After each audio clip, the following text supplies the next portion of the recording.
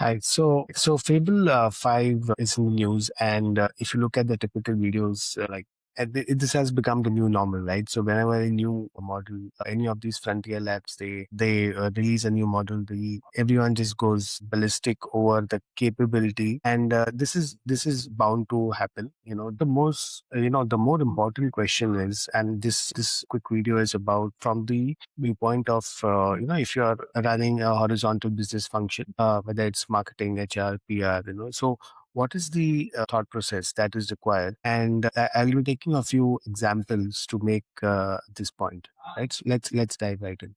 So as you can see in this article, the main difference between Fable and the earlier models is from a marketeer's point of view or from a HR point of view. When you're using agents to build content, is this aspect of long form coherence. Now, basically, this means that if you're if you are using AI for making a very long form content, it could be, for example, a brand guidelines document, right, which runs into 50, 60 pages. Or let me show you one example. I am on the AI Central dashboard now.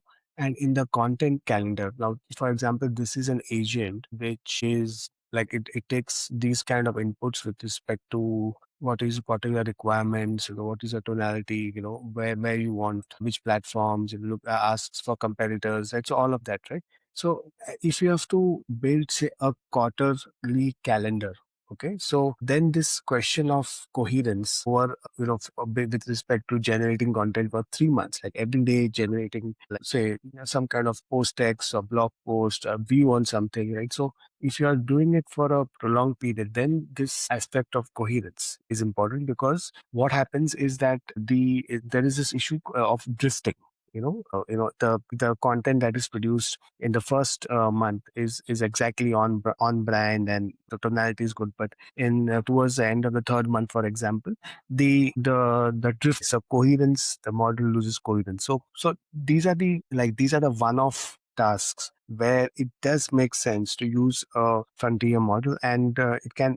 I mean, Fable is just an example. I mean, there could be something else coming up next week, right? So, but this aspect of drifting and coherence, this is a real one, and especially for these one-off tasks. I gave you the example of this content calendar. The other is for example, if you're doing a very detailed FAQ document for your employees, right, or doing a manual with respect to the culture. So that's again a very long form content where it's important that the drifting does not happen towards the end, and it stays true to what is the brand of the entity. Right. And with respect to the costs, it's roughly double the earlier model from Claude. So using it for these one-off tasks where reasoning and context drift is very important, it does make sense to use a frontier model. So yes, if you look at, I think the main thing is the context drift and how marketers and HR